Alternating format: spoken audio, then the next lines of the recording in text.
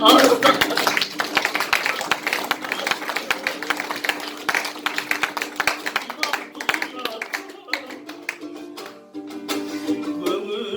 tonku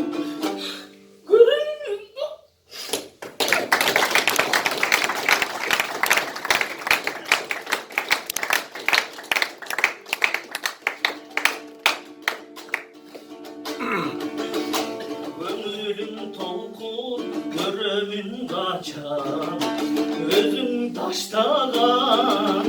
camını çapan Ataken seni sağınıp çatan Ardaktun atan, kımbattun atan Gönlüm tolku, görevin kaçan Gözün taştagan camını çapan Ataken seni sağınıp çatan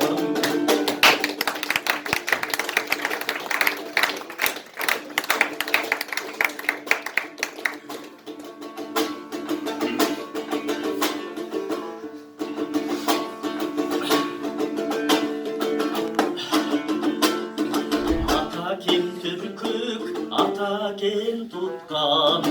Ataken bürkük, asmanda uçkan Sağındım seni, hayrılçı beri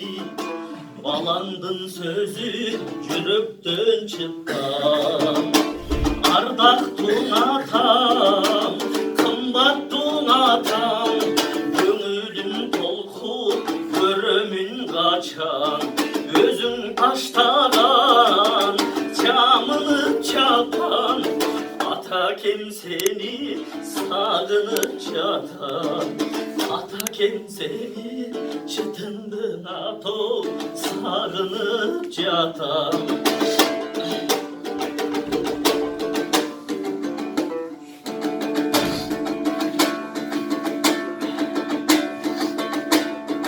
Ataken bilik, ataken maskam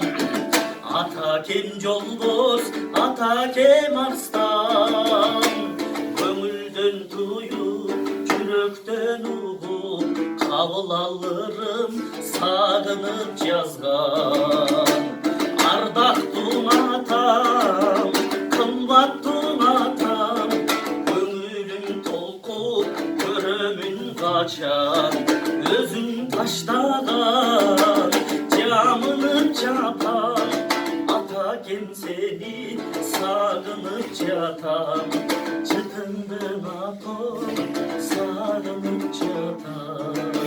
Ataken seni sağınıp çatan